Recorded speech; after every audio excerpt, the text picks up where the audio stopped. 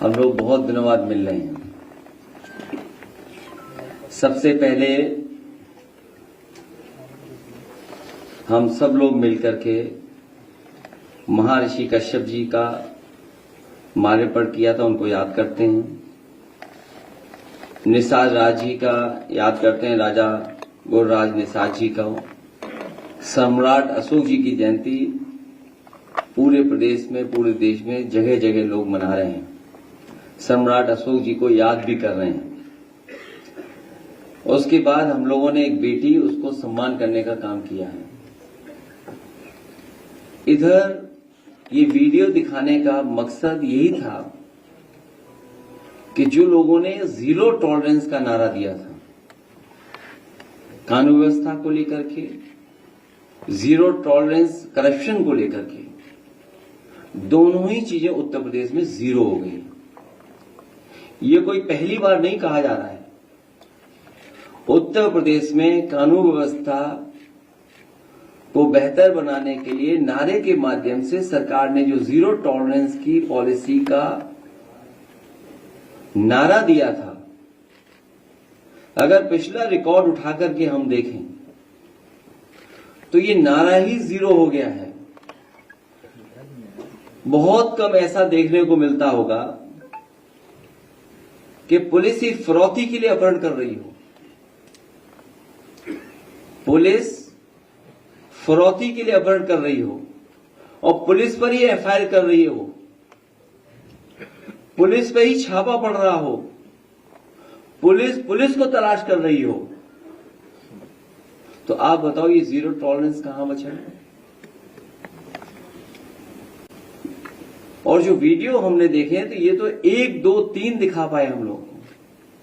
आपसे बेहतर कौन जानेगा कि पूरे प्रदेश में कोई कानून व्यवस्था की चीज नहीं, कहीं न्याय नहीं मिल रहा है। और उसका परिणाम यह है कि लोगों को भटकना पड़ रहा है। और इधर जो देखने को मिल रहा है, बीजेपी के लोग बीजेपी से ही नाराज हैं। बीजेपी के लोगों को भी नहीं न्याय मिल रहा है। बीजेपी के खिलाफ खड़ी हुई है। और करप्शन का ऐसा नजारा किसी ने नहीं देखा होगा, किसी सरकार में नहीं हुआ होगा कि एक आईएएस अधिकारी को पकड़ लिया गया, उसके बीच के जो हिसाब किताब बनाता था, या दलाल बोले या कोई और दूसरा शब्द बोले, जो मैनेजमेंट का काम करता था, उसको पकड़ लिया गया। और सुनने में आ रहा है कि वो केवल एक आईएएस अधिकारी का मैनेजमेंट नहीं करता था, कई लोगों का वो मैनेजमेंट करता था। ये भ्रष्टाचार का मामला नहीं था। ये जो बंटवारे में झगड़ा हुआ, उसका वजह से ये पोल खुल गई। जो बंटवारे का झगड़ा था उससे पोल खुली है। ये बातें मैं इसलिए कह रहा हूं कि जब भारतीय जनता पार्टी खुद मान गई है कि उनका 80-20 का भी नारा नहीं चलने वाला है। जो 80-20 का नारा देते हैं,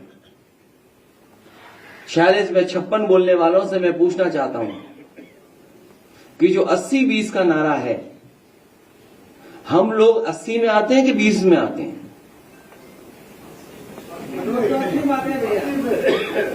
जो 46 में 56 का नारा देते थे, मैं उन्हीं से जानना चाहता हूं कि मैं 80 में आता हूं कि 20 में आता हूं? 80 में कि 20 में ये सरकार बताए। लेकिन सच्चाई तो ये है कि 80-20 का मामला नहीं है, ये 90-10 का मामला है। क्योंकि आधी आबादी इनसे इतनी पीड़ित है जिसकी आप कल्पना नहीं कर सकते। आधी आबादी को, पीडीए परिवार को जोड़ दें तो हिसाब किताब 90-10 का बनता है। जो लोग निवेश लाना चाहते थे वो विनाश ले आए, उन्हीं का अधिकारी पकड़ा गया। सुनने में तो आ रहा है कि मुख्यमंत्री आवास में ही सब छिपे हुए हैं भ्रष्टाचारी लोग।